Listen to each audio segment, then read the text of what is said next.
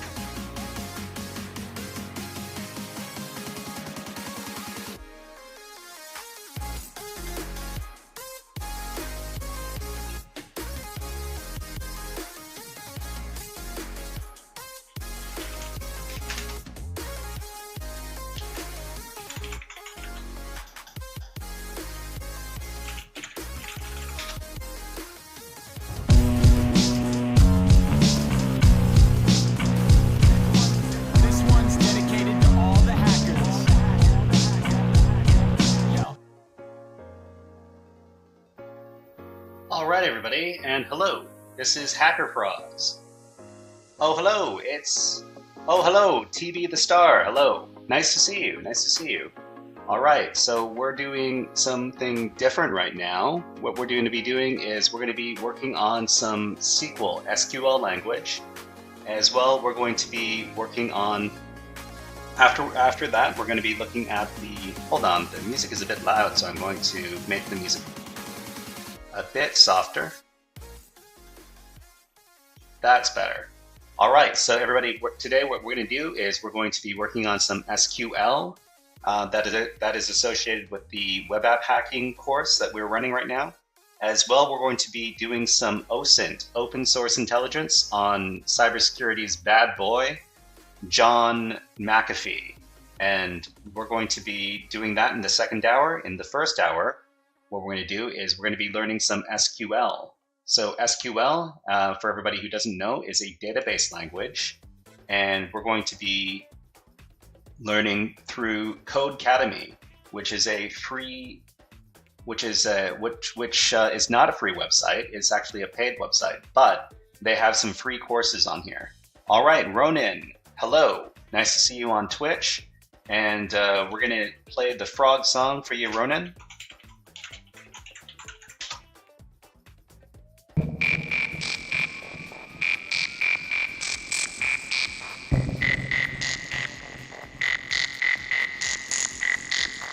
All right, hope you appreciated that. Okay, so today what we're going to be doing is learning some SQL. So you can access that from Codecademy. If you do not have an account over at Codecademy, it's a great website for learning all sorts of tech stuff. And I will be providing that in the chat. And let's look up this SQL course. So this is a course on SQL database languages. And this is the one that's slightly longer. This one is called Learn SQL. So in the SQL course, you're going to learn how to manage large data sets. So let's get into it. If my internet is cooperative.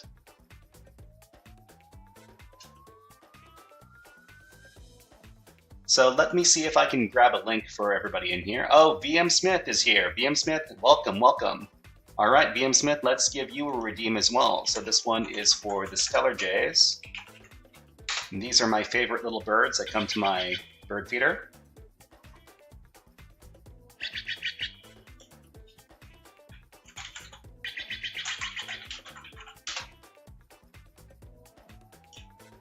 Okay, so to anybody who wants to take this course along with me, this one is a free one. You can do so at the following link just over here that I've provided in chat. But if you need time to sign up for the course over at Codecademy, it is completely free. I hope everybody can hear me.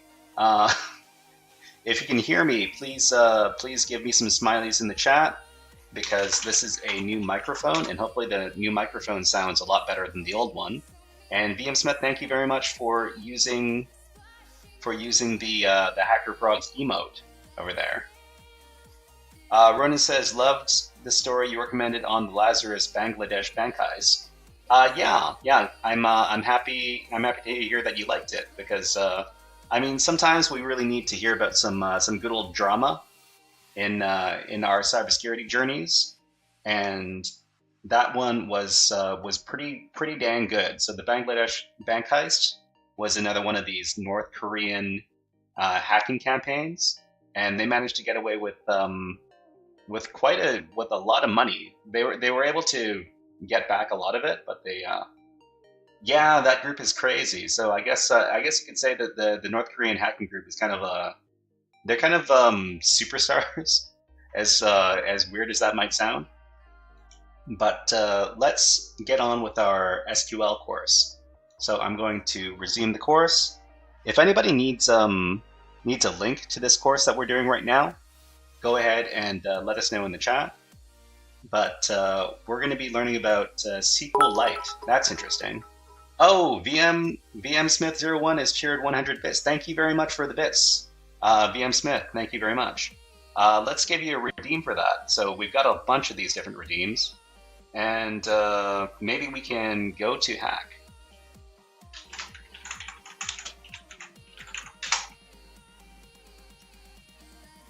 Mr. Hat, may I please be excused from class? Well, Kyle, Yes. you hear me? You go to Hack.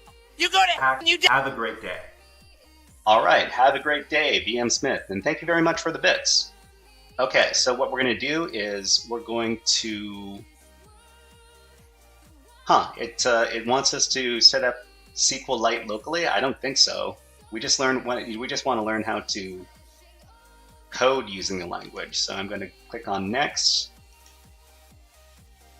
and I'm going to skip this. And quite frankly, I'm probably going to skip. So what I really want to do is I want to dive right into the queries. Okay, so here we've got an introduction. In this lesson, we're going to be learning different SQL commands to query a single table in the database. Okay, so our instructions here. Let me see if I can make this bigger. Oh, I can't quite make this bigger. But I hope everybody can see what's on the screen over here. So we've got our instructions over here, we've got our code window, and then we've got our results window. So instructions, we should get acquainted with the movies table. In the editor, type the following: select star from movies. So what this command is going to do, select star. Star means all columns from, which specifies which table we're getting it from. And then movies, which is the name of the table. As always, in most languages, you have to end all of your statements with a semicolon. So if you were to run that command, whoops, you can hit run, and then it's going to give you all of the results from the database. Okay, so we got all the columns. So we've got the ID column, the name column, and the genre column for all of these movies over here. So that's all the table over there. What are the column names? This is the question. So we've got an explanation for what the command does, the query does over here.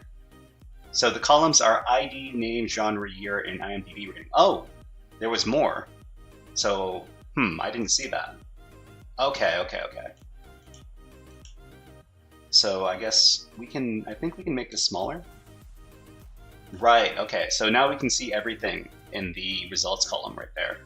So I guess we don't need the code window to be so big, really. Okay. So I guess we can skip to the next section then. All right, next we're going to talk about select. So previously we learned that select is used every time you want to query data from a database, and star means all columns. So we could do select column 1, column 2 from table name, so we can just get individual columns instead of getting all the columns, right?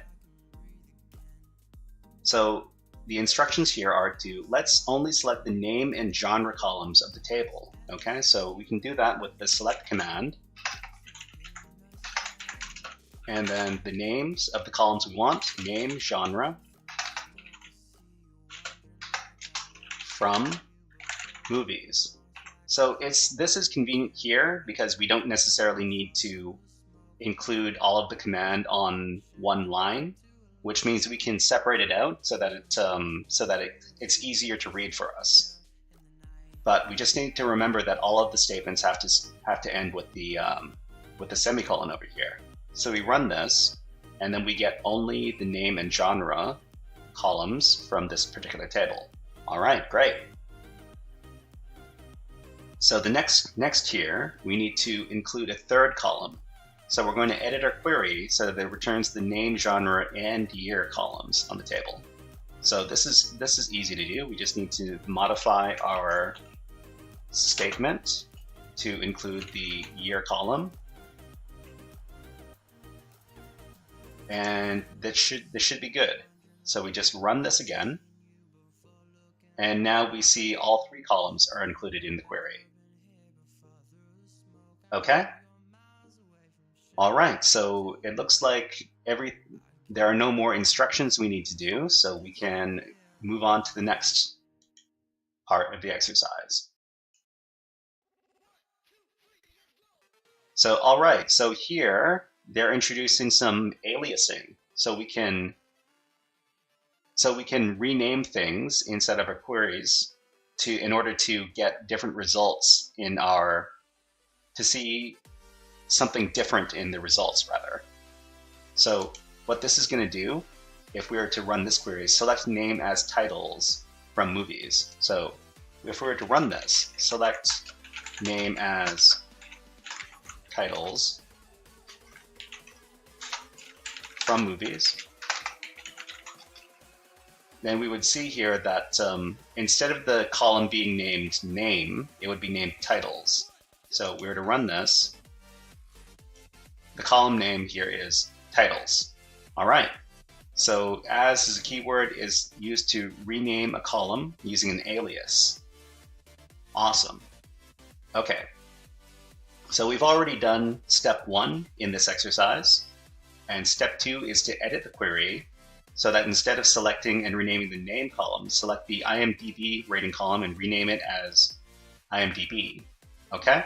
So we have to edit our query here, and we're selecting IMDb underscore rating, and we're renaming it as IMDb IMD and then small b. B? Yes. Okay. And then we send this. And this by itself isn't very useful, but we've completed the exercise. All right. So let's move on to the next. Okay, so this time we're talking about the distinct clause. So when we're examining data in the table, it can be helpful to know what distinct values exist in the particular column. So it's used to return unique values in the output, and it filters out duplicate values. Okay, so this is explaining what the distinct clause does. In the case that you have multiple of the same value in a column, then it's going to remove all of the duplicate entries. So if we're to use distinct in this case, you'd only get these 2 results.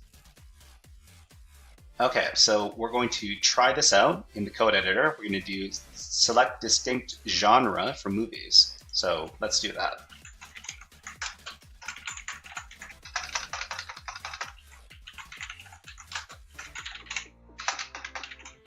So the interesting thing about SQL language is, although it's recommended to capitalize these keywords, we actually don't need to. So what we could do is we could select distinct genre from movie. So even if we do everything in lowercase, this is still going to go through. So we run this, then we see our query results. We only get these genre values that are distinct. So we're not going to see any duplicate values. Ilhan Idris, hey, I have not seen you in a long time. Hello. You know, we've added a bunch of redeems to our channel now, and we can see all sorts of really fun little movies using the redeem command. So Ilhan Idris, I'll give you this one. I'm Root. What are you? I'm System Root. But Ilhan Idris, how are you? How are you? And I think you were taking a course. I think you said you were taking a course, or some other type of schooling. But welcome, and nice to see you back. We're currently doing our SQL practice for HackerFrogs. All right, so let's see. The next thing we need to do is we need to change the code so that we return the unique values of the year column instead. Okay, so the beginning of this query is the same. It's select distinct, but in this case, we just need to replace genre with year. And then we can run this, and it should be correct. Okay? That is done. All right, so we can move on to the next part of the exercise.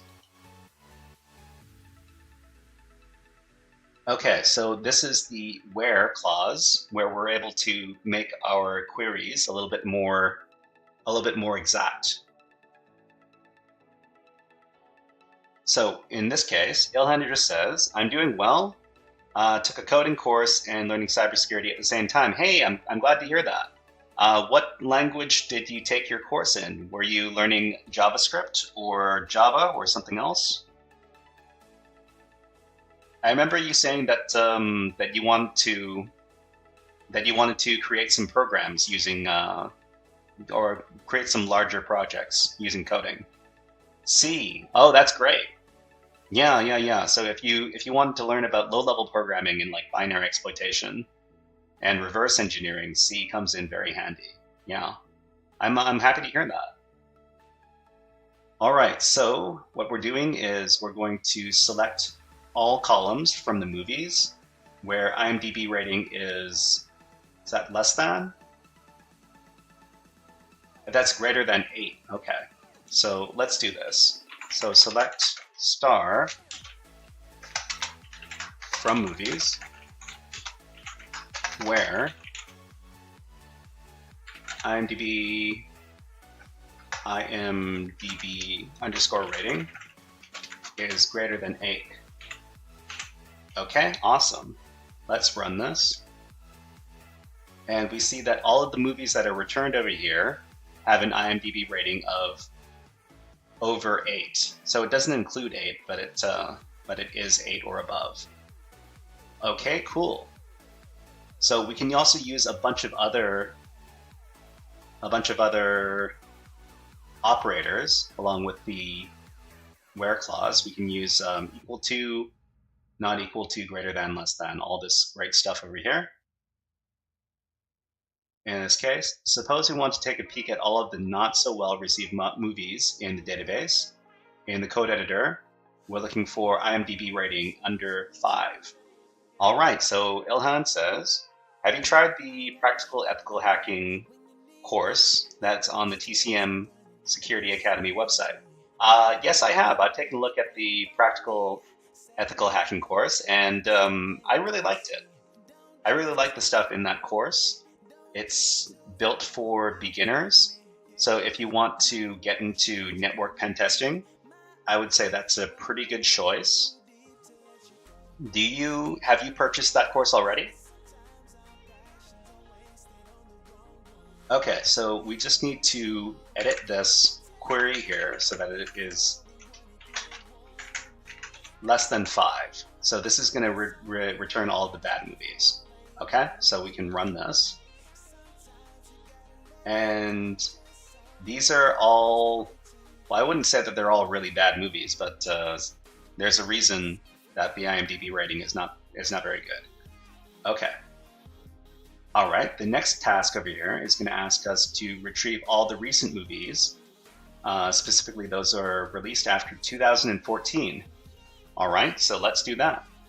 So select the movies where year, in this case we're looking at the year table, column rather.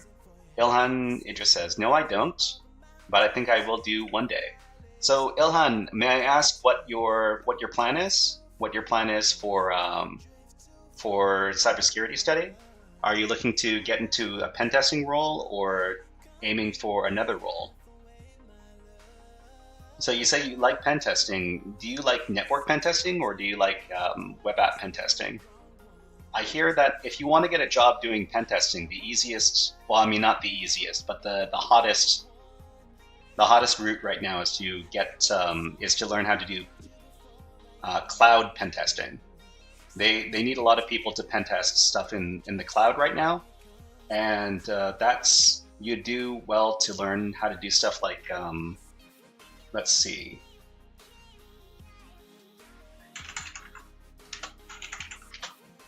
So this is a CTF right over here that teaches challenges people to learn about cloud pen testing stuff. So I'll provide the link to that in the chat. Where were we? We were at, okay, so we're looking for movies that were released after 2014. So it has to be greater than 2000. So it's going to be greater than 2014. So we can run this query and we're done. So this is all the stuff after 2014. Let's move on to the next part of the exercise. Okay, so this is the like operator. So the like operator is, it operates slightly differently than the equals operator. So it says here that like can be a useful operator when you want to compare similar values. So in the movies table that contains two films with similar titles, 7 and 7, interesting. So in this case, we can provide a wildcard character over here, and we can return anything that has this particular string with the wildcard in the middle, okay? So let's do that. So select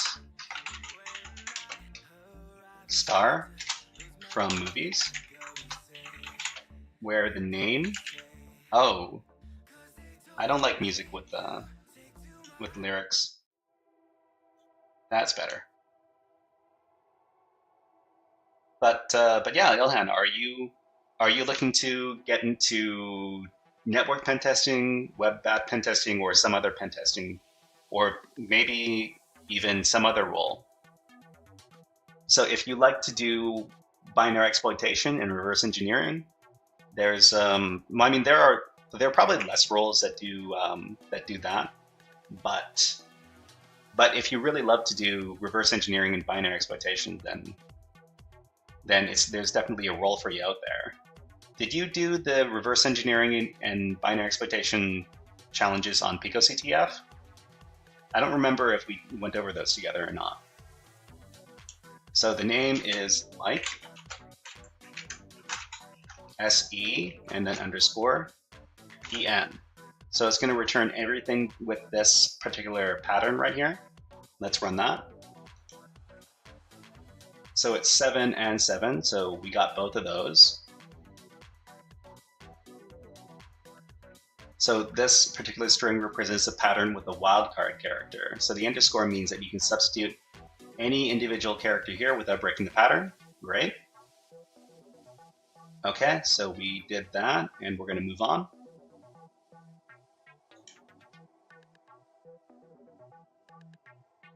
Okay, so the percentage sign over here is another wildcard character that can be used with like. So in the statement below, we're going to filter the result set to only include movies that begin with the letter A. Okay, so let's try this out. We can use the like operator over here. Select star from movies, where name like, and then capital A, and then wildcard character. And we have to end all of our statements with the semicolon. So what this is going to do is it's going to return all the movies that start with A, and after the capital A, anything is going to be a hit. Okay, so we run this, and we should get all the movies that begin with the letter A. Okay, that's great.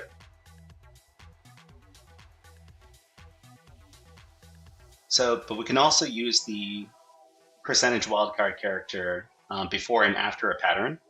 So we can get all of the movies with the word man in them. Okay, so we get that by doing the following. So the name is like something man.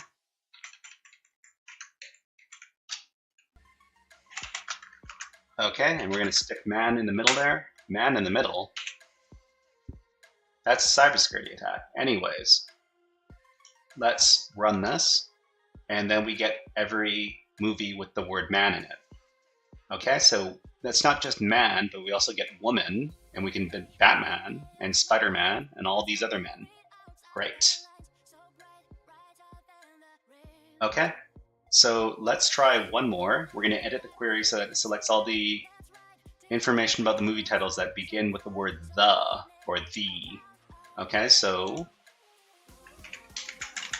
we just need to replace this and provide the string the, and then put the wildcard after that. So it says you might need a space in there. Oh, that's correct. So we should put a space in here so it doesn't return a bunch of stuff with that is not including the word the, but is like there or they or something like that. All right, so let's run this. And this is exactly what we're looking for. Okay, great.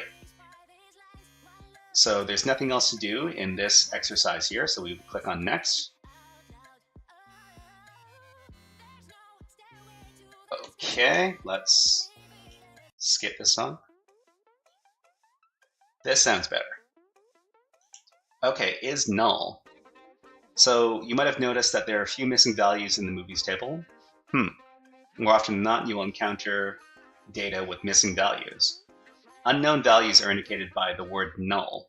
It is not possible to test for null values with comparison operators. It is not possible to test for null values with comparison operators.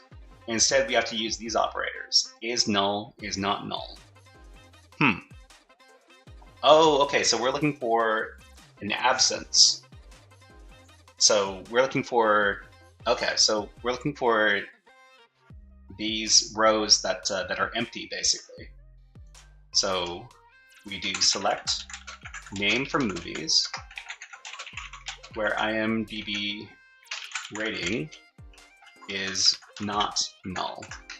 So is not null, I think we have to capitalize null, but I could be wrong. Let me try out null. Okay, null should be, it should be fine if it's lowercase as well. So we're going to get the movies where the IMDb rating is not null, and we're only going to get the name because we're selecting name, and we're getting it from the movies table. So let's run this. So this is, so these IMDb ratings are not null, but we actually don't know because we didn't include the IMDb rating along with the select statement. So in the instructions here, it says the opposite. Write a query to find all the movies without an IMDb rating. Select only the name column. So we can just modify this so that it states is null. So is null, run the code, and we have this short list of movies over here. The interesting thing is that we don't know that the IMDb rating is null unless we actually select it. So let's select name, and then we also select IMDb underscore rating. And then we run this. And then we see that the IMDb rating for all these movies is the null character over here, which is this 0 with the slash. All right, let's move on. So we'll see how far we're able to get in this course before we run out of time at 5 o'clock. And by 5, I mean 5 my time. Your time is probably gonna be something else. Okay, so we also have this between operator. It's used in the where clause to filter the result set between a certain range. It accepts 2 values. And Ronan asks, can you delete the IMDb rating to look where the name is not null? Can you delete the IMDb rating to look where the name is not null? Okay, let me go back. So Ronan, you're asking, can you, well, we can modify this. So we can see where IMDb rating is not null. So not null means that any of the null rows are not going to return. But the problem is this is, I mean, there's not a problem. If we run this, we're just going to get all of the movies with IMDb ratings. Is this what you were asking for, Ronan, or was there something more specific you were asking for? So we're going to move on to the next thing, which is between over here, where name is not null. Where the name is not null. Let's explore this a little bit. Okay, so select where the name is not null, name. So name is not null is going to return everything with the name, so that's probably not what you're looking for. Maybe you're looking for where the name is null. So we were to run this query over here. There are no movies in the database here where the name is null. So, but if you search for where the name is not null, then it's just going to return everything in the database.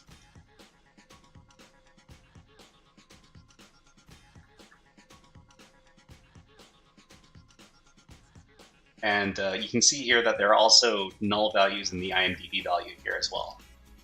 So for some of them over here. Okay. Well, this database is actually quite recent. I'm kind of surprised.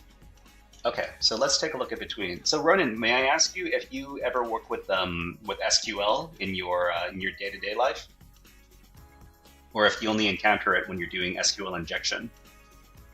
Either answer is completely fine. So we're talking about the between operator, and it's used with the where clause. So we can get values that fall between two values over here. So select star from movies. Oops, gotta spell everything correctly. Where year between 1990 and 1999. And let's see these movies that fall between these years. Okay.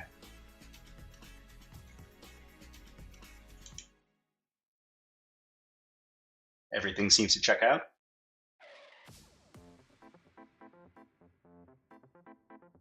So in this next statement, Ronan asks, I learned it once to do SQLi better. That's what I learned SQL for as well. So if you don't know how to use a system, then it's difficult to know how to abuse it. And even if you know how to abuse it, then you might not know what you're looking at when you abuse it.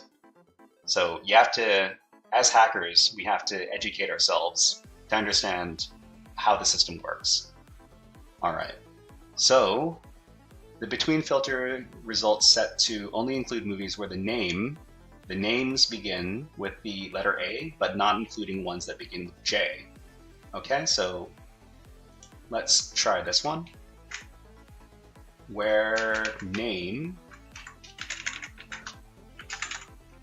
between A and J, so A, J. So let's start running this. Okay, so these, yep, it looks like this worked out. Okay, so the instructions here are to do, using the between operator, write a query that selects all information about movies whose name begins with the letters D, E, and F. D, E, and F.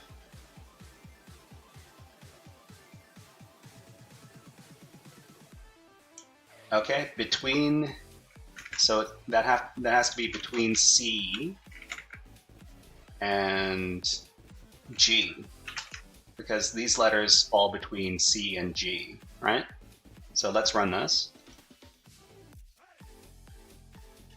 Maybe it's between D and G.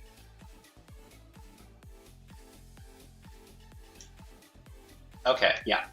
So it's not going to include the end over here, but it will include the beginning. So D and F, great. Okay, and next, we need to use the between operator and write a new query that selects all information about movies that were released in the 1970s. Oh, okay. So we have to year is between 1970 and 1980. So it's not going to include 1980, but it will include 1970 and everything between these two. Okay, let's return that. Oh. Why did it include 1980? That's strange. Okay, so let's try 79 in this case. That was unexpected. Okay. All right, moving on. Like in loops, no? Yeah, it's like in loops, but I expected it to not include 1980 because it would be between those two, and it wouldn't include the last thing that I put in there. But that was unexpected. Start from 0. Right.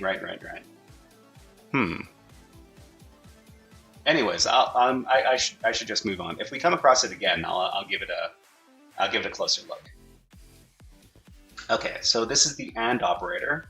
Of course, we have to, in order to further refine our queries, we can use the AND operator with the where clause. So if we were to do this, select from movies, where the year is between 1990 and 1999. So is this going to include 1999? Okay, and the genre equals romance. Okay, let's run that. Oh, I put in an extra and. Wait, no I didn't. What's wrong with this query? Oh, we have to select star, right. Okay, let's run that again. Okay, so it's between 1990 and 1999. So this doesn't go in year order, but we can force it to go in year order. So I think it's sort by year. And let's try that again. No, that doesn't work.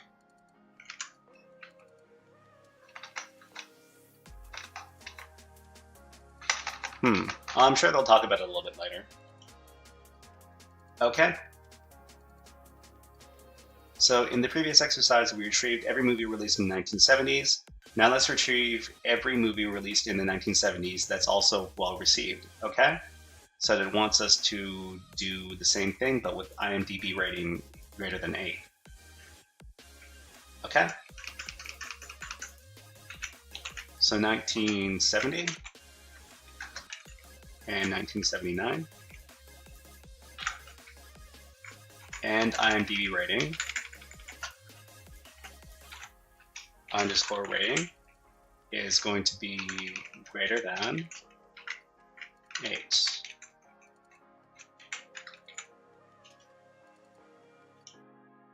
You know, I unironically think this is kind of fun because it feels kind of satisfying to be able to pull up the exact information you want using queries.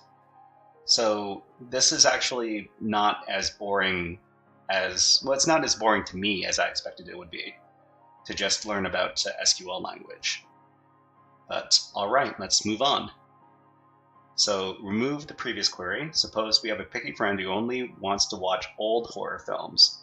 So using AND, write a new query that selects all movies made prior to 1985 that are also in the horror genre. Okay, so we want to do everything from movies where the year is less than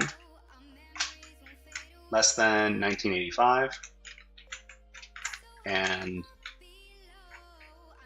genre equals horror.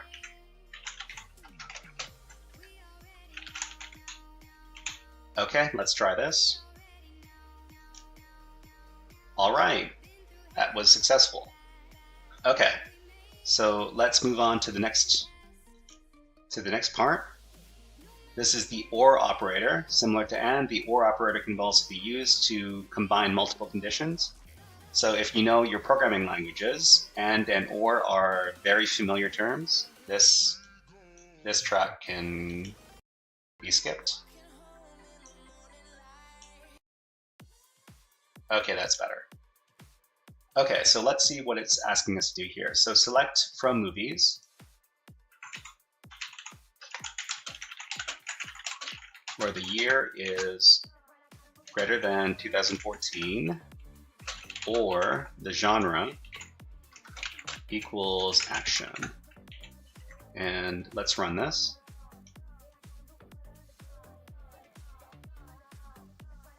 Oh, we have to select star, right? Okay, run that. Okay. So let's run. Oh, it wanted me to run this exact thing, okay. So suppose we are in the mood for a good laugh or a good cry. So using OR, write a query that returns all movies that are either a romance or a comedy. Why would romance movies are all about good cries? I'm not sure about that. Okay. All right, so it's been a little while, so let's run another redeem. I want to see my northern flickers.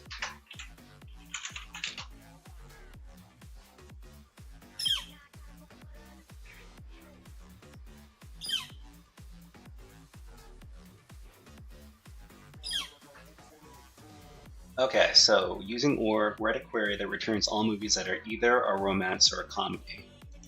So it's going to be where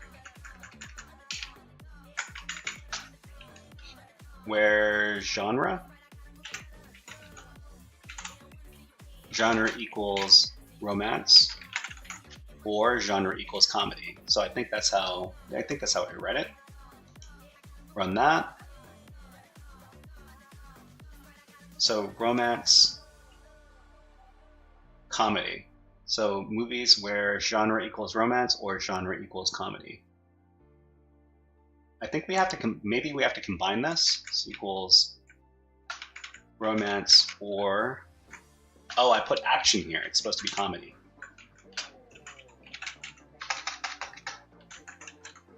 Okay, let's run that again. All right, that's done. Nexto, order by. Okay. Oh, it's order by. I tried using sort by earlier, so that's not going to work. Okay. All right. So select star from movies, order by name. Right. Star from movies, order by name. Okay, so we could also order this by year. So order by year, and that's going to return all the movies in year order. So this one's null. So null comes first, and then 1937. It's interesting that some of these entries have null values. Especially for year, because year is pretty easily looked up. All right. So select star from movies where IMDb rating is greater than 8, and then order by year descending. So year, the most recent movies are at the top, and then it goes down. Let's try that.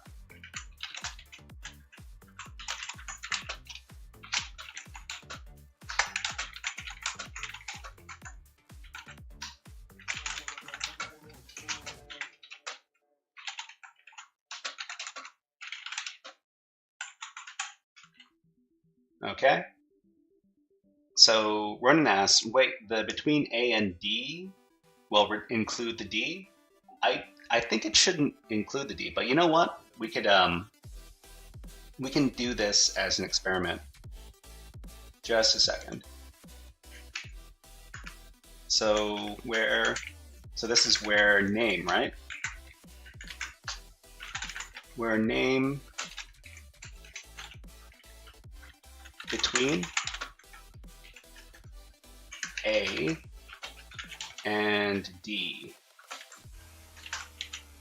So select everything from the movies where the name is between A and D, run that. And so that, okay, so it includes A, it doesn't include D, but for some reason, it doesn't include the thing, this thing at the end is not included. I'm not sure how that, so the way this works, I would suspect that it wouldn't include the year when we did the years. It's kind of, in numbers it is included. So if I do where year, so between 1970 and 1980, then 1980 is going to be included. So 1980 is included in the year, but when we deal with the strings, it doesn't include the last thing in the string. So it's kind of weird. So that's kind of unexpected for me. But in the instructions, suppose we want to retrieve the name and year columns of all movies ordered by the name alphabetically. Okay, so just for fun, I'm gonna just copy and paste this code. So we're gonna get the name and the year from the movies and order them by the name. So it's going to be in alphabetical order, ascending. So it's going to start from A. Oh, it's going to start with the numbers. Okay, that makes sense. So it starts from numbers and then it goes to A and then all the way to Z, probably. All right. My turn. Remove the previous query. Write a new query that retrieves the name, year, and IMDb ratings. Okay.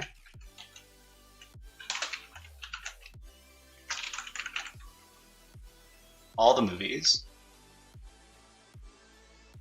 ordered highest to lowest by their ratings. Okay, so in this case, we're highest to lowest. Okay, so it's going to be order by IMDb rating, descending. So this is going to return the IMDb ratings at the highest at the top and then go down. Right, okay, that worked. Okay, next. Okay, here we've got limit. So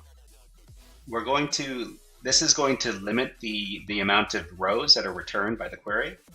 So limit 10 means that there's only going to be 10 rows returned. So it's the first 10 rows returned by the query. So combining your knowledge of limit and order by, write a query that returns the top 3 highest rated movies. Select all the columns. Okay, so select all from movies where IMDb rating is, oh, it's not where. Select star from movies, and we're going to order by, order by IMDb, DB rating, and it's descending, limit 3. So this should be it. All right, done. So Dark Knight, and then Inception, and then Star Wars. Empire Strikes Back has such a high IMDb rating. I'm not completely sure about that, but I think this is kind of biased because these are both Christopher Nolan movies. All right. Anyways, moving on. So we're talking about case. Case? Oh, you know what? I've never dealt with this before.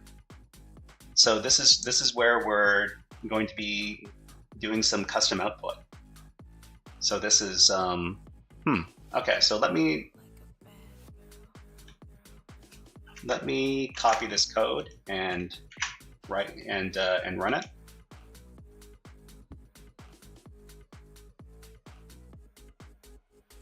Type the code in the code editor using the appropriate clauses. So this didn't work.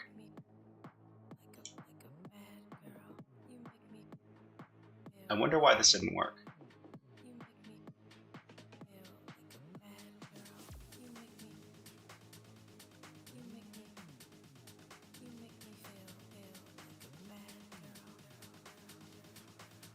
Okay, so what are we doing? So select the name column and use a case statement to create the second column that is. Okay, so select name.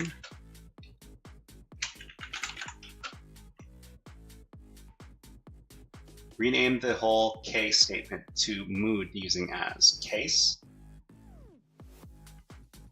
All right, I've never done this before, so I'm going to need to inspect this a little further. Hold on. A case statement allows us to create different outputs, usually in the select statement. It is SQL's way of handling if-then logic. Suppose we want to condense the ratings in movies to 3 levels. If the rating is above 8, then it's fantastic. Above 6, then it's poorly received. Else, avoid at all costs. So how do we do this? So select name case when IMDb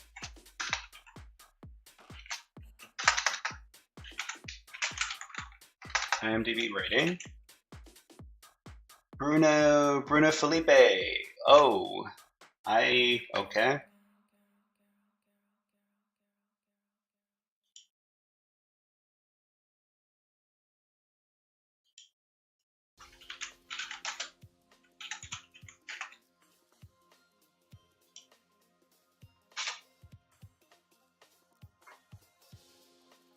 Okay, so when IMDb rating greater than 8, then fantastic. When IMDb rating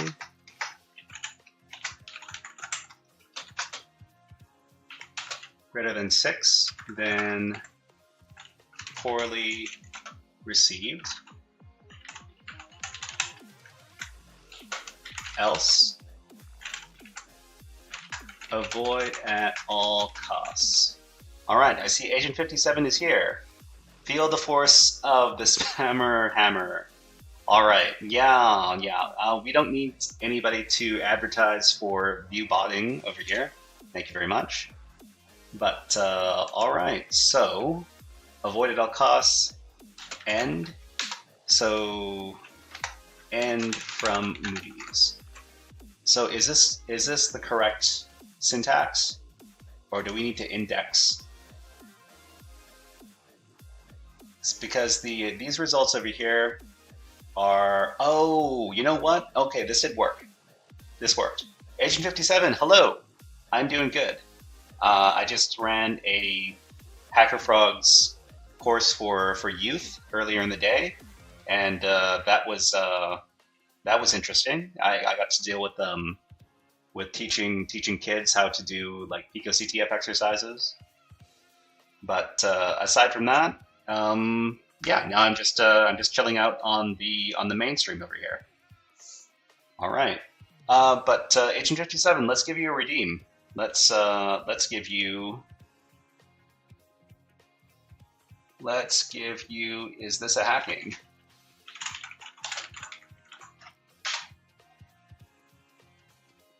Is this a hacking? All right, Agent 57 says, sorry for just lurking, but you are rolling deep in the squirrel language. Don't be talking this in front of the dogs, buddy. They will chase you. Yeah, that's true. That's true. Dogs love those squirrels. All right. But yeah, lurking is fine. That is no problem at all. I really appreciate anybody who comes by the stream, even if we're waist deep in the squirrel language. All right, so yeah, this did give us some different output according to the code that we provided it, and basically the output for IMDb rating was adjusted from the numbers over to these ones over here: poorly received and avoided all costs, etc. Okay, cool. So we know the basic syntax for this output. So we're going to try one on our own. Select the name column and use a case statement to create a second column that is if the genre is romance, if the genre is comedy, and all other cases. So let's copy this. Case when genre. When genre is equal to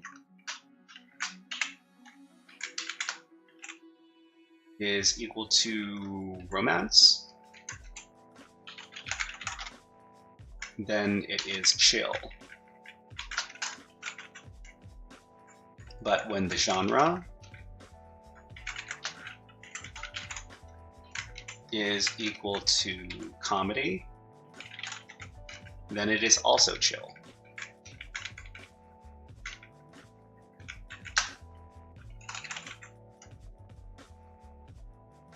And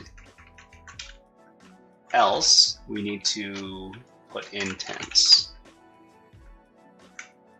Okay. All right, so let's run that again.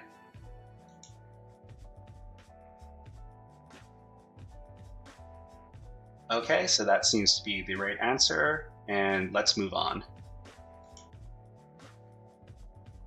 Okay, wow. It took us an entire hour to go over the first module for this course. Interesting. Agent 57 says it's super helpful when doing squirrel injection on the fly. You'll be able to export the data how you want it. That is true. So being able to manipulate the stuff in using SQL language means that we're able to export our data in the format that we like. Yeah. All right, so let's take a look at the review. And there's nothing that we need to go over in the review. All right, so we're going to stop our exploration of the SQL language. Once again, if anybody wants to take a look at this particular course, it is this one. I will provide the link in chat. And this is a free course on Codecademy. I love my free courses. And most of the time, Codecademy courses are actually really well written, and I really enjoy them. Okay, so we continue, and we were going to skip our free trial.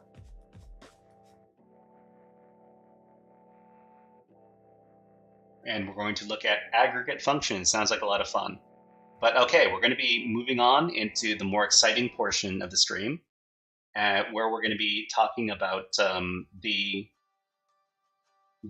dramatic and interesting life of John McAfee. So John McAfee is, he was a cybersecurity legend in that his life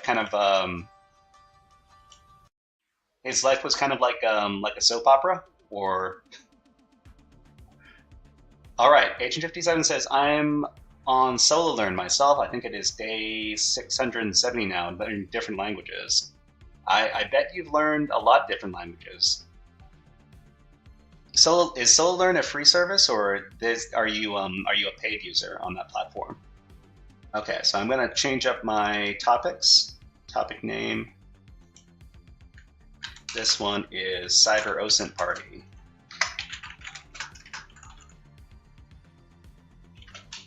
Make this nice and pretty. And here we're going to be talking about the John McAfee.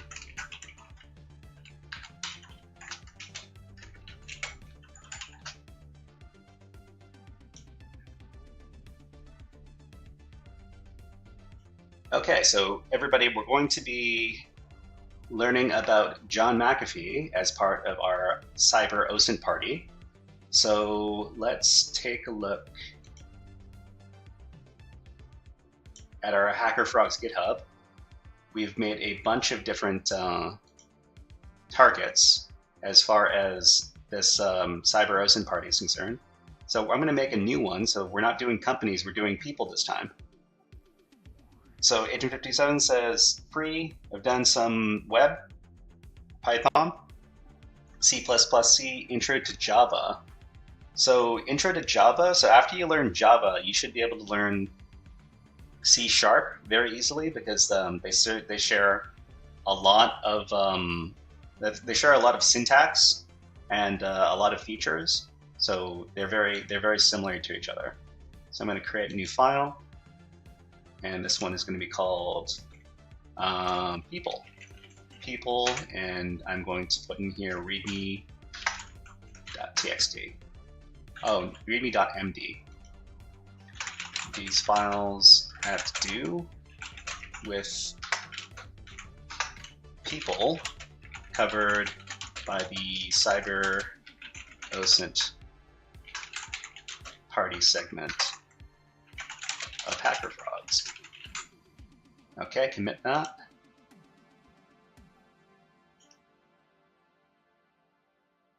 Okay, all right. So let's make a new, another new file inside of people here. It's going to be this one's going to be called John McAfee. Oh, or 01.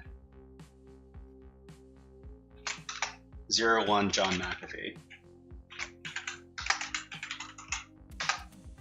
Okay, H57, I've been doing them. I know what the exploits do when I get them. You need to do Rust, Golang, and Ruby, as well as some C# too. That sounds like a lot of studying, but I guess God wants to learn, but I'm trying to get good each day. Well, I can respect that.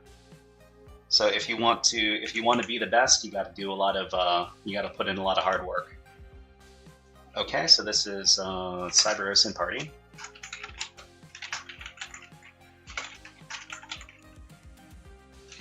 Cyber OSINT party person target number 1, and that is John McAfee.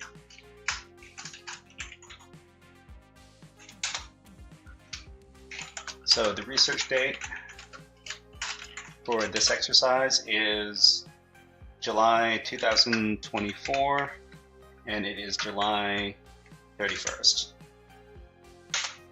Okay, so I've got a list of questions that we need to answer when we're doing OSINT on our good friend John McAfee. And I'm going to grab these, and then I'm going to paste them in.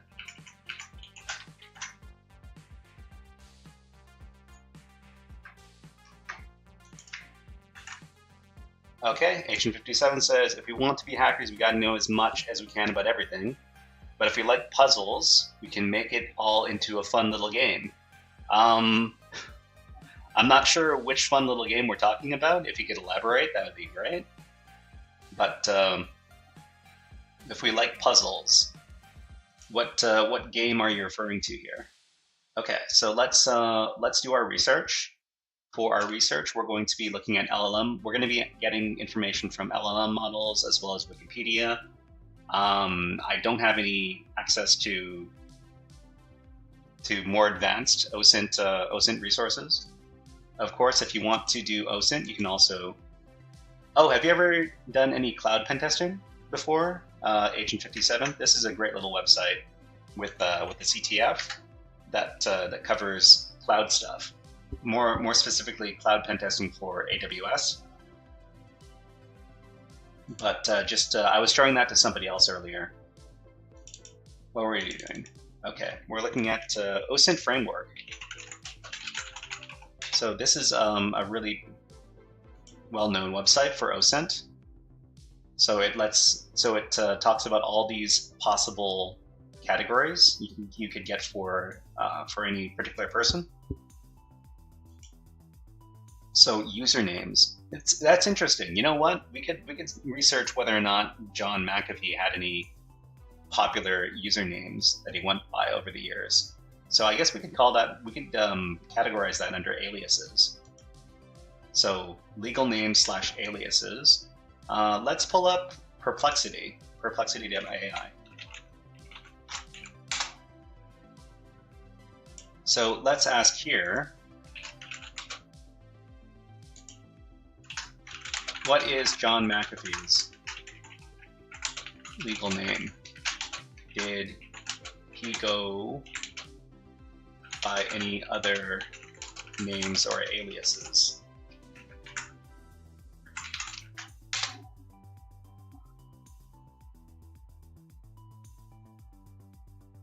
Okay, so let me make this bigger so that everybody watching the stream can better see what's going on here. So John McAfee's legal name was John David McAfee. Okay, so let's make a note. John David.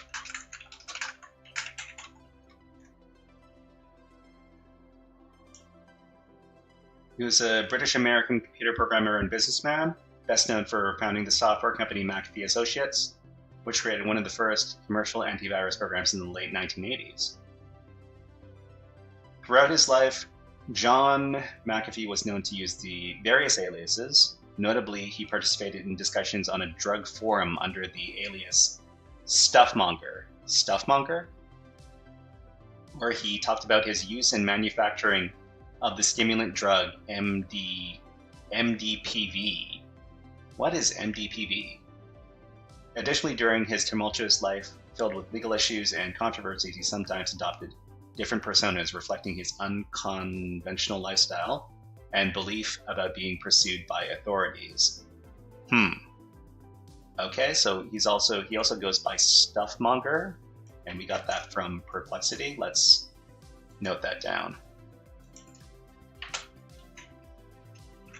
So we can say username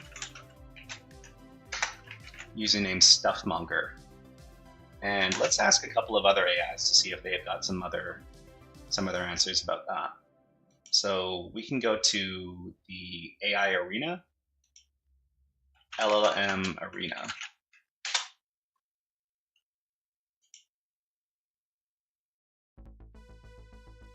Okay, and it's going to give us a disclaimer. I say okay. And let's choose our two models. So let's try to go to the arena first of all. We've got Claude Sonnet, and let's do the other one as ChatGPT. Where is GPT? Okay, we've got one GPT over here. Actually, this is an old one. I want a newer one, thank you. Here, okay, we've got GPT 4.0, and let's ask about John McAfee. Did John McAfee go by any aliases or usernames? Send that. Agent 57 says, well, each day I make a puzzle like a jigsaw. Each different step we have to take makes the puzzle jigsaw complete. Or we are further into the maze, we are trapped inside, and the exploits we use in code we write helps us escape the puzzle. Depending on the day and how I'm feeling decides the way I go about the day, but I try to make it as child-friendly for my inner child and keep true to who I am. This helps me with imposter syndrome too. Well, that sounds like a pretty good way, a pretty good philosophy to move through life, and I wish you good luck on your journey. All right, so we've got a few different ones. So from ChatGPT, we get Stuffmonger, one of his pseudonyms used during his time in Belize. We've got Maverick. He referred to himself as a Maverick. And Darling, an alias he used during his time in hiding. So ChatGPT gives us Maverick and Darling.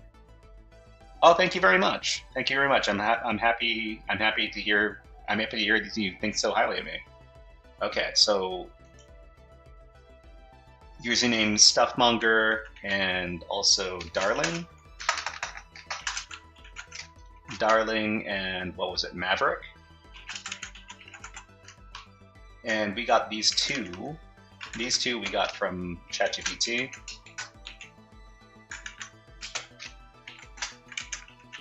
The first one we got from Perplexity AI. Okay. Let's see what. So Claude got some additional ones. So Stuffmonger, Jim Buffett. Jim Buffett, an alias he reportedly used while living in Belize. Marcus Caracalla, another alias he claims to have used. Let's see. So I'm liking this too, as I'll be doing the TraceLabs CTF this weekend. TraceLabs. TraceLabs, is that the OSINT one? That sounds very familiar. Let's look that up really quick. TraceLabs CTF. Oh, okay. So you have to find, yeah, okay, TraceLabs. I've heard of this before. So how to find missing persons. Yeah. But of course, I'm kind of leery about doing OSINT on living people while on stream because it can be, it's just a hop and a jump from being kind of creepy and kind of invasive. So this is why I'm doing my OSINT on John McAfee, who has already passed away. But more importantly, is a very controversial person in cybersecurity. Okay, so Stuffmonger, Jim Buffett, Marcus Caracalla, John Nichols, and various other pseudonyms. Jim Buffett, Marcus Caracalla, John Nichols. Let me copy these. So Jim Buffett.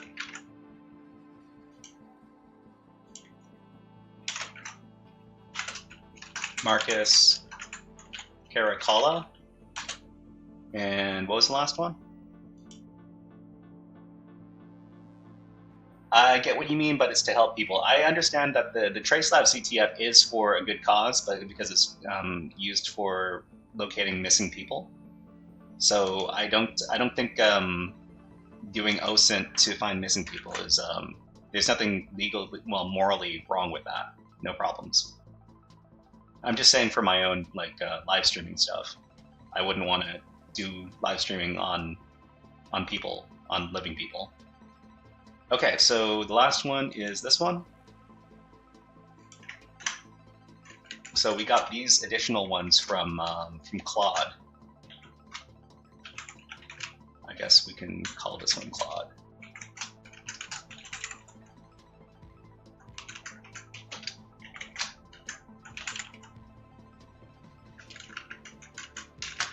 Okay, the next question is, where is his date of birth and hometown? This one should be pretty easy. Oh no, we couldn't do this, I don't think. Well, I mean, it's interesting to think about how we might try to do it.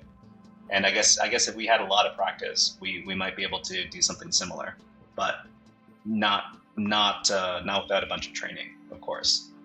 So date of birth and hometown. So John McAfee was pretty.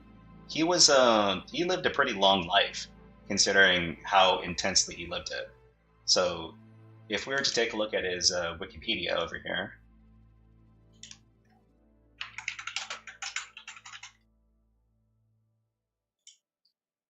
So John McAfee, September 1945. 1945. So he was born just as the Second World War was ending. So I guess he's a baby boomer. I guess he technically counts as a baby boomer in this case. British American. All right. So he was born in 18th of September 1945. Let me copy that.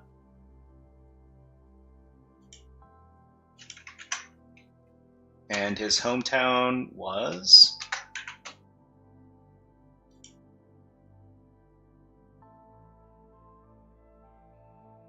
Cinderford oh geez, how do you pronounce this? Man, you know what? I really want to know how to pronounce this, so I'm going to put it in Google Translate to find out. Translate.google.com.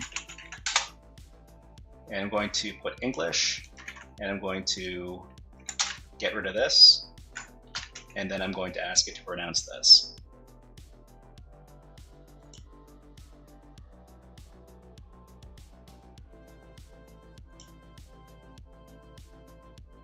Oh, you know what? I can't, this is my VM, and I can't hear anything on the VM. Hold on. I'm going to put it in another tab, which I can hear.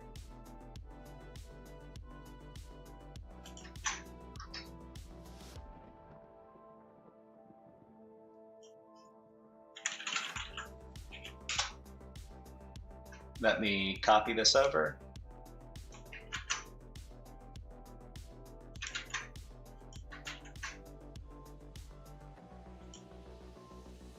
Gloucestershire. Okay, this is pronounced Gloucestershire. Let me copy this.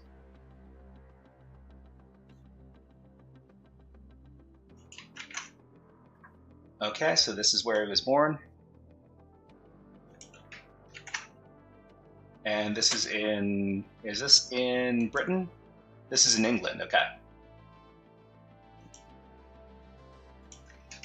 Jolly old England. Current or previous countries of residence. So where did John McAfee live? And how long did he live in these countries? So we can probably ask ChatGPT. Need to sleep, good night. Okay, thank you very much for coming to the stream, Ronan. And good night to you. Let's send you off with some Hack the Planet. Actually, all the things. Let's hack all the things.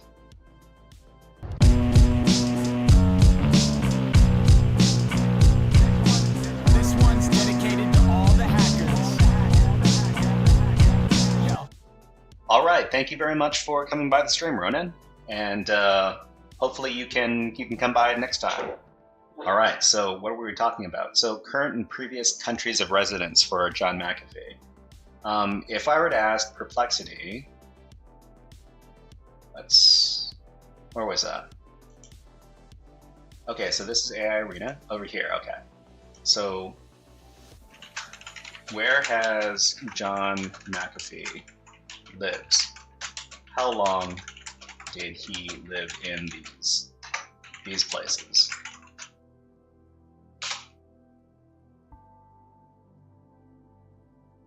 Where have? Oh, okay, that's no good. Okay, he lived in several locations throughout his life. All right, Colorado. Okay, Belize. All right, New Mexico.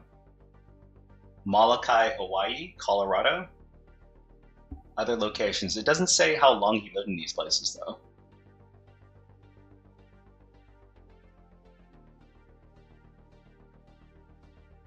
So I guess we can't get an accurate. We can get an accurate view on where he lived, but we can't get an accurate view on how long he lived in these places. So I guess we can just copy these place names and paste them into our results.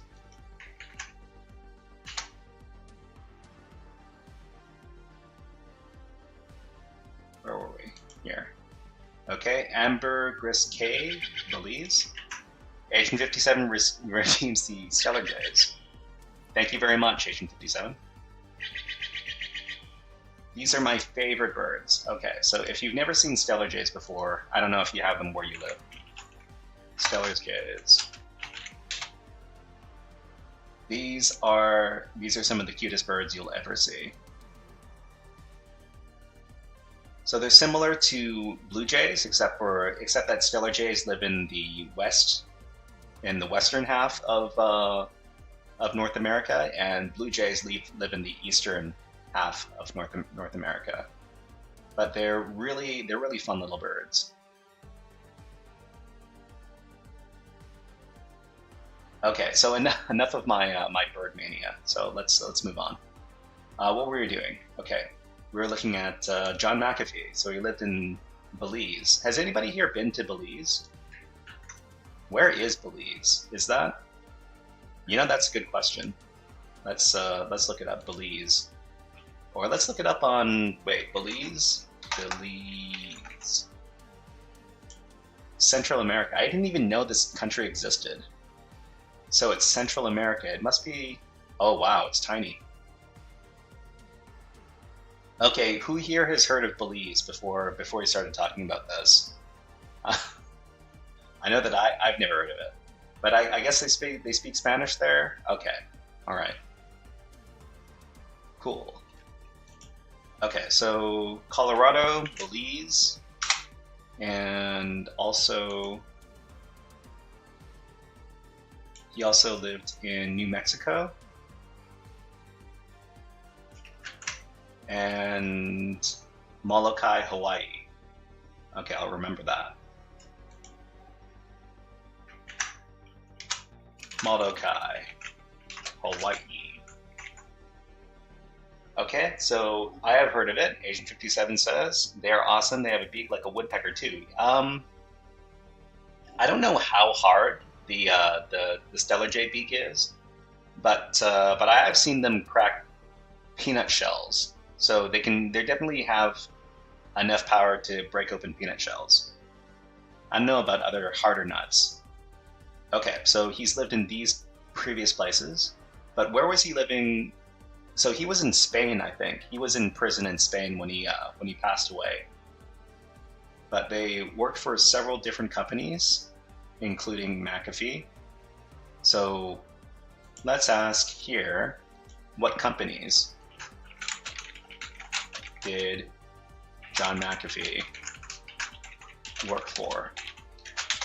So it's going to say McAfee and Associates, obviously, but what other companies did he work at? He worked at NASA. Geez. Okay. So he worked at NASA's Institute for Space Studies. He was a programmer there in the late 1960s. That's interesting. So, and he also worked at Xerox and Lockheed. He worked at all these really big companies. Okay, so I'm going to copy this and I'm going to start editing it.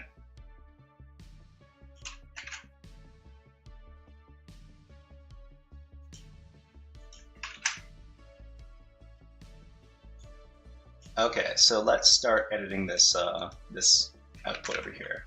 So NASA, the Institute for Space Studies. Okay, UNIVAC, Xerox, Computer Sciences Corporation. I've never heard of that company before. Lockheed and McAfee Associates.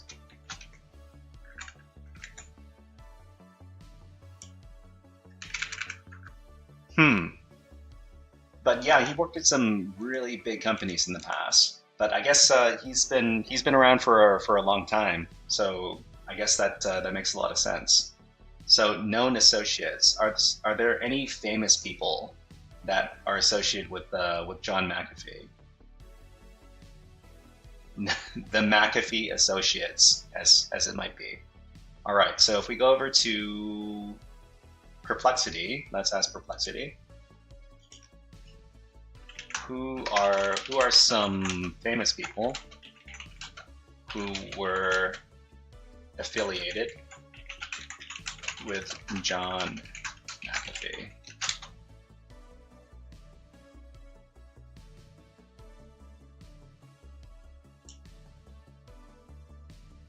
Okay, so I don't know any of these people, but so I mean his wife, okay. I don't know, but I guess this person's a billionaire, so maybe this person's important. Various tech and business associates. Let's ask on another platform. So over here, who are some famous people that John McAfee was closely related to. Oh, closely related to might get the wrong thing, so closely linked to. Okay, send this off.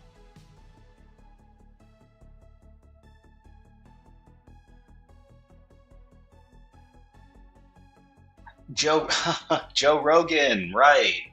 Joe Rogan has been McAfee has been on Joe Rogan's podcast. Okay, so if we go over to YouTube, and oh, that's mine. So if we go over to YouTube and we go Joe Rogan, John McAfee.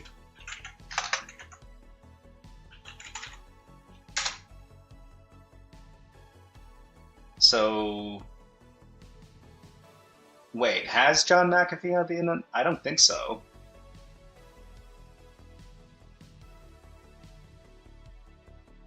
Wait, were they ever on the same show?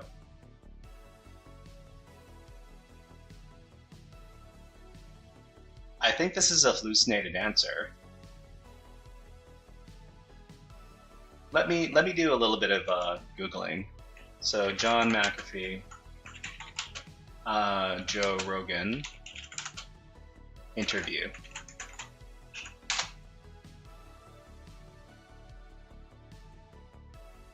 John McAfee with Joe Rogan sits down with John McAfee. Let's take a look at this link.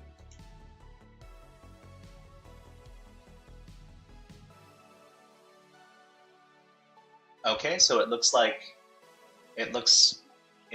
he was on Joe Rogan's podcast.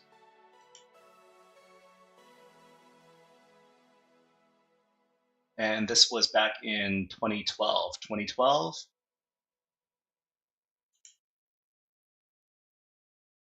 This one is from 2013, so this is episode number 290. And this is episode number 290. Okay, these are the same one. So we can say that they were linked. They've been associates. Okay. So known associates, okay. I guess we can say Joe Rogan. Guested on podcast. Okay, next. Okay, so I don't know any of these people. So let's see. Oh, wait, what? Belize Prime Minister? So McAfee had a contentious relationship with the Belize Prime Minister during his time living in Belize. Okay, interesting. Let's copy this down.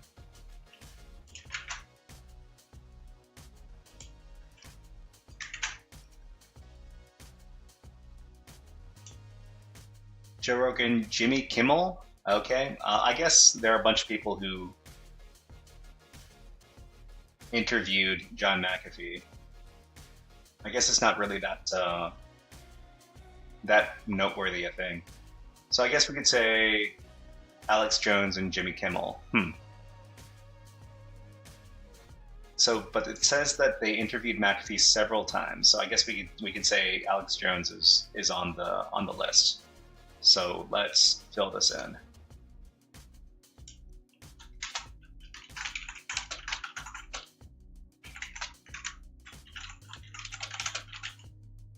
Okay, so controversies and notoriety. So there's so much to unpack as far as how unhinged and weird John McAfee's life has been. So we can say that some of the things I remember just off the top of my head is that he murdered his neighbor, ? We don't know whether or not he actually murdered his neighbor in Belize.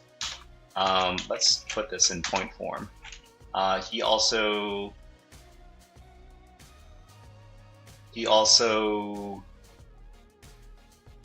what was he wanted for? Okay, so let's ask. Let's look on his on this Wikipedia. So John McAfee. So I guess we can look at controversies. Hello, hello, hacker, and let's greet you, Deb, with the redeem. So let's ask you to hack the planet. Hack the planet! Hack the planet! Shut up and get it. Okay, so what are his controversies? I don't think it says, there's no section on his legal issues. Okay, that makes sense. Unlicensed drug manufacturing and possession.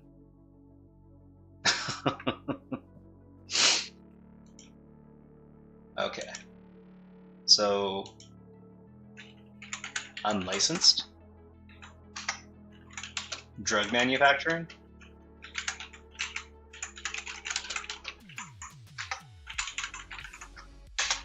All right, and what else do we see here?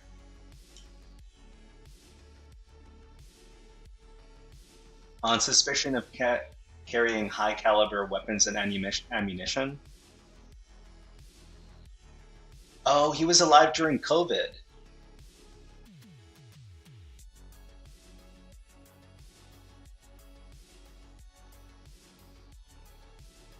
So he was arrested on the homicide of this person right here. I think it was his neighbor when he was living in Belize.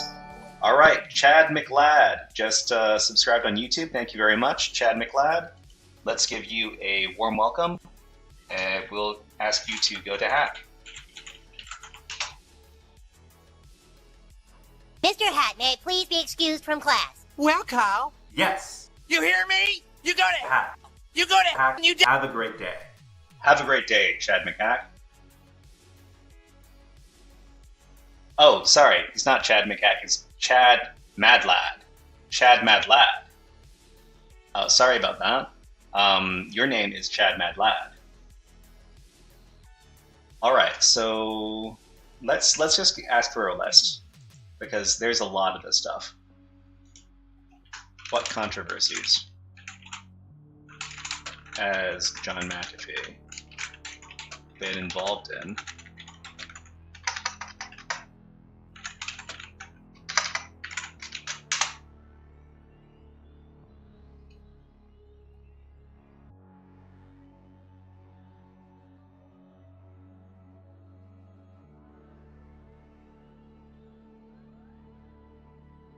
Okay, well, I get you know what's really strange? What's really strange is that his death in prison was also a controversy, because people believe that he was murdered and that he didn't commit suicide. So officially, they say that he committed suicide in the Spanish prison when he was waiting to be extradited back to the United States. Oh, was it back to the United States or was it back to Belize? But he died in Spain in prison.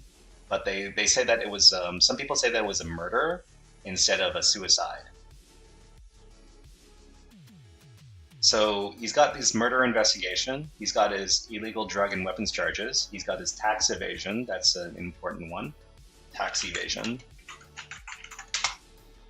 And he's got his Herrenbot says they didn't give his body back to his wife. They didn't give his body back to his wife. Okay, that's an important detail right there. Herrenbot, how much do you know about John McAfee? Or do you know? You might know more than me. I've only listened to a couple of different podcasts that talked about John McAfee. Oh, he did cryptocurrency. Okay, all right, cryptocurrency.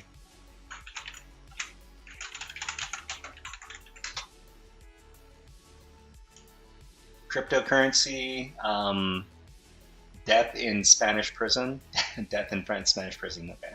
He was arrested in Spain at the request of the US government, okay. So he was arrested by the Spanish because the Americans wanted him for tax evasion, but he died in Spanish prison, okay.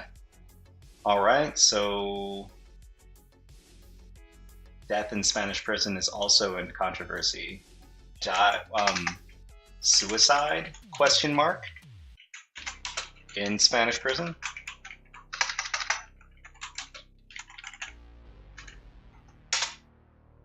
Okay, and I think we have time for one more. So he also, was he going to run for president? Okay, president, let's search this up, president.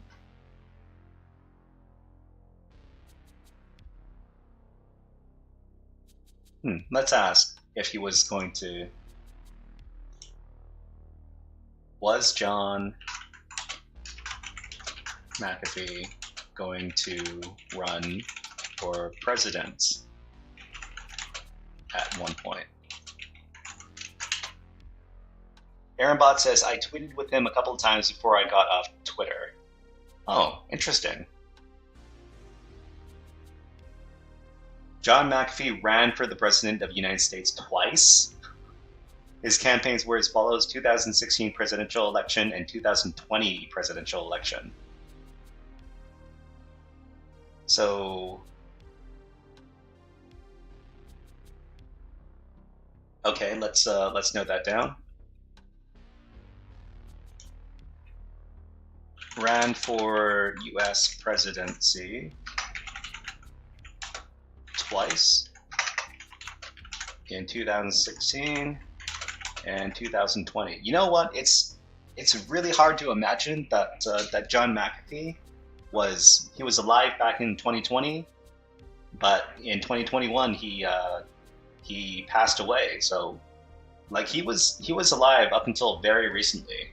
It feels like he died just 3 years ago. Okay, so that's all of his controversies and notoriety over there. Let's see what books he published. So he must have published a bunch of books and articles and stuff. I'm just going to go over a couple of them.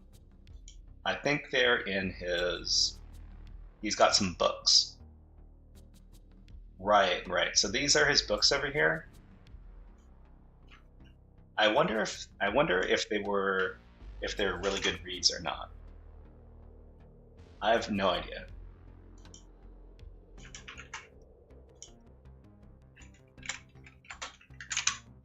But these titles are kind of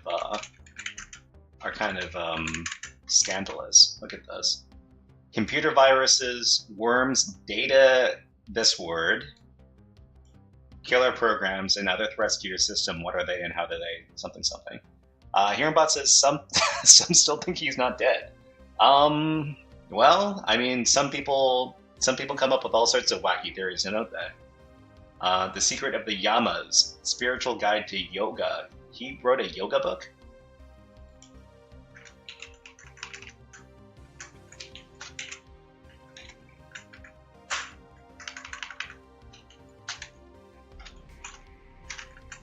And he also wrote a meditation book, okay?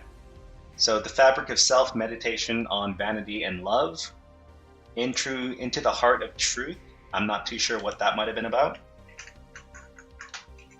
And Beyond the CDs, Supernatural Powers and the Sutras of Patanjali.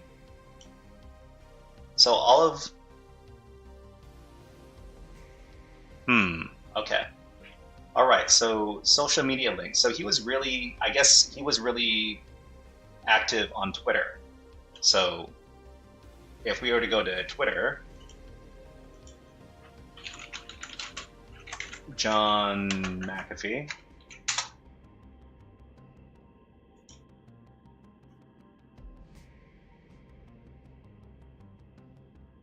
So let's see. So somebody must have had access to John McAfee's Twitter after he passed away. Otherwise, this wouldn't have been able to have been posted.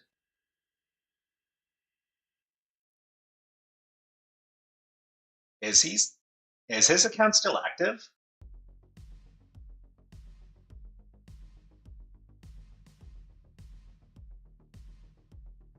So the person who runs McAfee's Twitter account is still posting. So this is from July 11th. This is from July 16th. And there was something posted on June 23rd.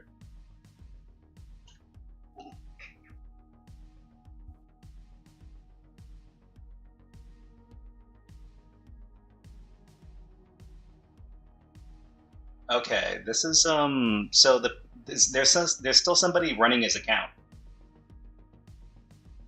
So I'm going to copy this, and I'm going to make a note that his Twitter account is still active.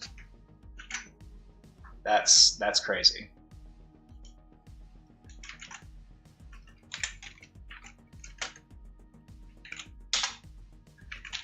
I'm going to note that this one is still active. And I'm going to ask if what social media platforms he was active on.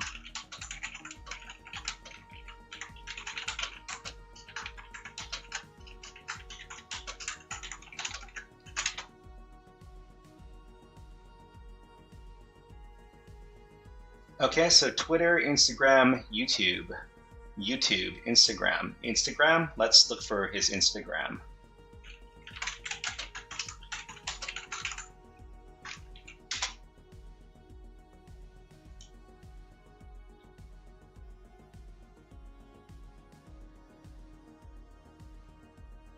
Okay, I don't know if this doesn't look like I don't know if this is the guy. I don't know if this is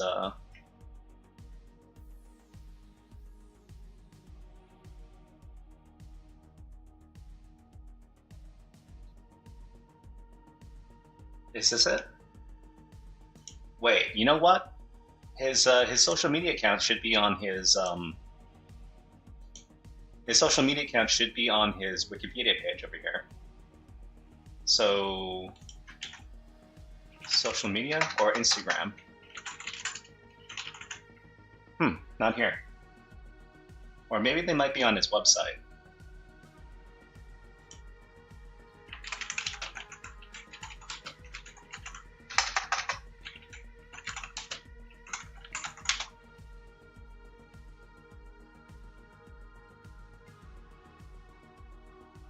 Is this?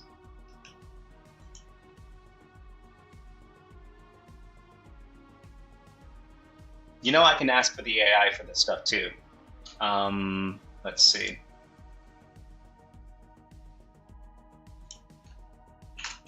What are John McAfee's social media links?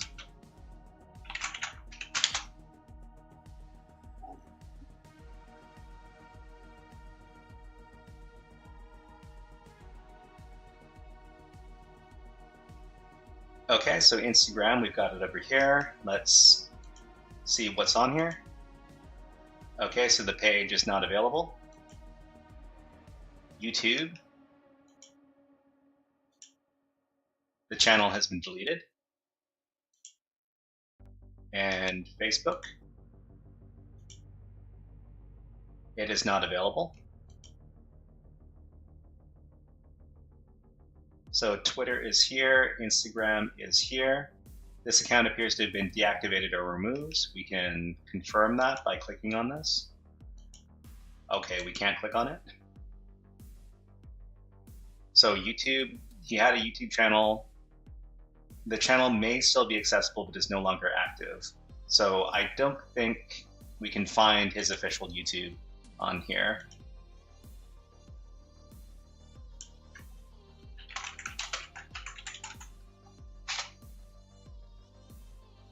So is this it?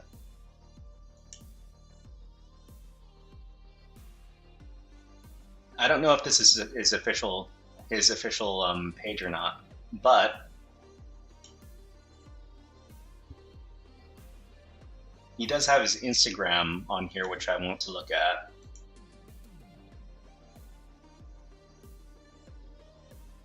Is this going to load? Maybe not. Okay, he's got his...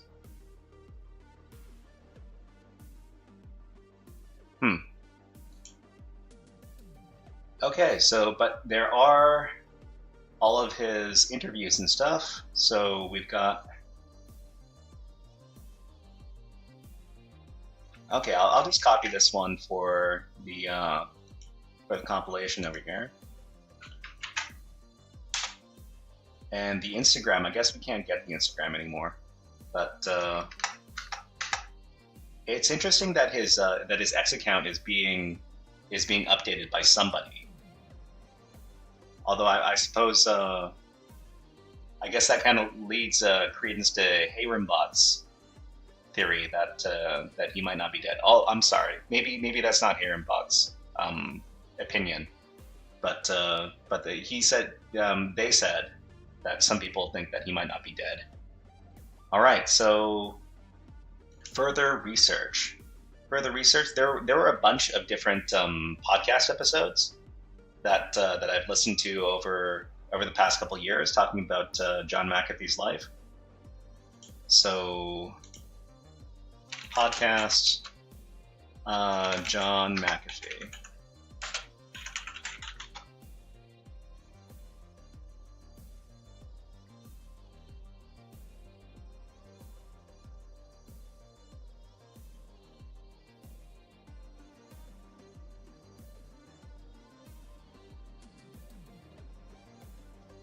I think I've listened to this one, the Life and Times of John McAfee from Malicious Life. I've listened to this podcast before, so let me grab the link for this one. Malicious Life. This is a great cybersecurity podcast to anybody who likes listening to cybersecurity podcasts. And I guess I'll just copy this link and I'll leave it in our notes.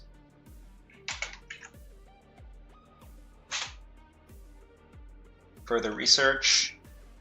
I wonder if there are some other good links.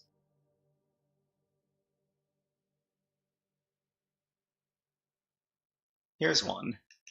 This one might be good. Devil in the Details, Running with John McAfee. Okay, let me copy this link as well. To anybody who's looking to do a little bit of research of their own, I'll provide the links in the chat. But you know, John McAfee's such a colorful person. I bet there is a lot of different podcast episodes talking about him. Okay, and personal life. So, personal life. John McAfee got married a couple of times, and I think he must have some children. But I wasn't able to find. Let me do this search really quick.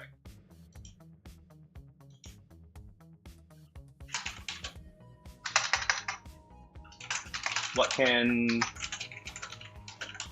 about John McAfee's family or personal relationships? So I don't want to delve too deep into this, because then now we're talking about people who are still alive.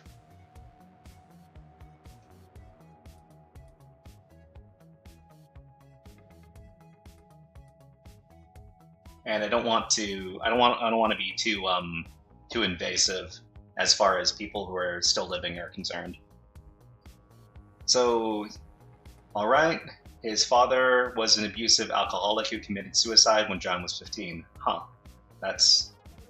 John McAfee was married 3 times. His first wife was unnamed in most sources. His second wife was Judy McAfee, who he divorced in 2002. His third and final wife was Janice Dyson. Herrenbot says a lot of children. I've heard that he had a lot of children, but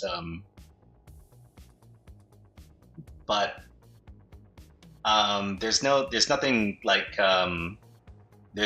that's been proven, so it's hard to say. So John McAfee claimed to have fathered at least 47 children in various interviews. However, this claim was never verified. Verified is the word I was looking for, and may have been an exaggeration. So girlfriends, he's met many girlfriends. John McAfee often surrounded himself with young women, some of whom he referred to as his girlfriends. All right. He was born in the UK to an English mother and an American father, but was raised in the United States. Oh, I didn't know that. I thought that John McAfee grew up in the UK. But yeah, let's just say here that married 3 times. divorced 2 times, fathered many children by his own account, but none have been verified. Okay, so that is, unless there's anything else we need to cover as far as John McAfee's strange life is concerned, we can start putting the lid on this.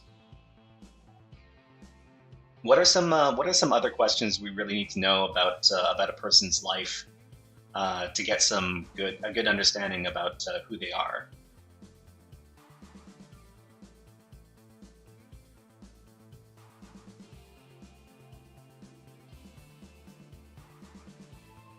You know what? We could ask the AI. Hold on, here we are.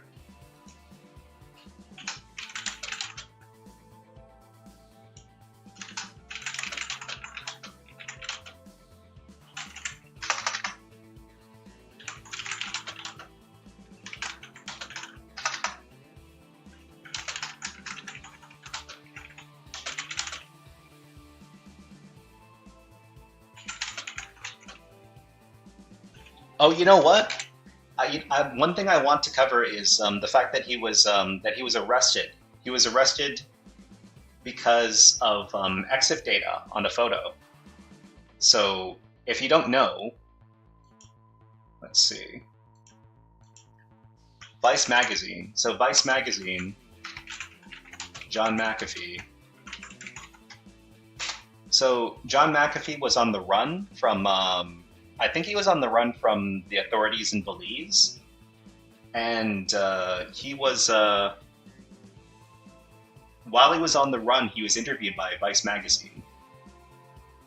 Let me let's let the AI tell the story. Hold on.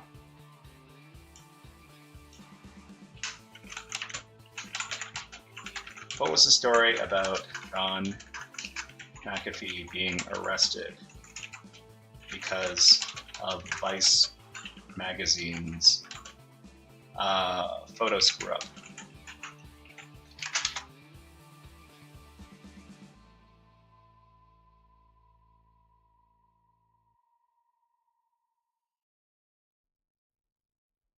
Okay, so this is the answer here. The story about John McAfee's arrest due to Vice Magazine's photo error can be summarized as follows. In December 2012, while John McAfee was evading authorities in Belize who wanted to question him about his neighbor's murder, he allowed journalists from Vice Magazine to accompany him. Vice published an article titled "We Are with John McAfee Right Now, Suckers," which included a photo of McAfee with Vice editor-in-chief Rocco Castoro. However, Vice made a critical mistake by failing to remove the GPS location data embedded in the iPhone photo that they published. So this is called metadata, and we can look up the photo right now.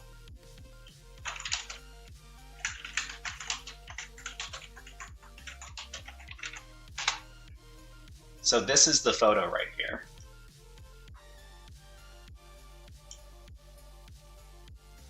So Vice leaves metadata in photo of John McAfee, pinpointing him to a location in Guatemala. So they published this photo right here. So let me see if I can zoom in on this. So they took a photo with so John McAfee took a photo with the people from Vice, and they didn't scrub the metadata from the photo. And as some people know, metadata is created whenever a photo is created using any device. So a digital phone or a digital camera, and it's going to include all sorts of information about the photo and where it was taken, including GPS data. And in this case, there was GPS coordinates included in the metadata that they uploaded and published to their website. So people were able to download the photo and grab the metadata off of it. And in doing so, they were able to figure out where the photo was taken. And that led to the arrest of John McAfee over in Guatemala. So that's some crazy stuff right there. So let's include this in controversies. Arrested in Guatemala due Guatemala due to digital photo metadata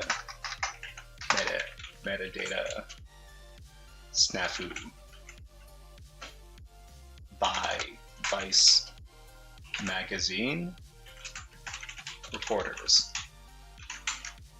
All right, so we're gonna conclude it. We're going to conclude it with that, but thank you very much to everybody who accompanied me on our stream. First, we talked about SQL commands and how we can use those to search databases. That was a lot of fun. And we also talked about John McAfee, the bad boy of cybersecurity. So I'm going to commit these changes, and to anybody who wants to take a look at this file, I will include this link in the chat. Hey Rim says good work. Well, we're just trying to have fun and understand some of the important companies and people in cybersecurity by doing some research. If you enjoyed this stream, then I thank you very much. We have a YouTube page over here, not John McAfee, but over at the Shy Hat.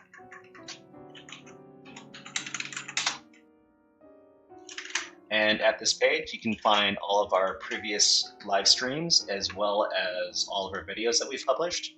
We've done a bunch of videos on the Hack the Box boxes over here. So for people who want to get into network security, Hack the Box is a great educational resource for learning about network penetration testing rather. And we also did a series on the Pico CTF challenges. These are really great for people who are learning about cybersecurity. As well, we have a Reddit page. So over on Reddit,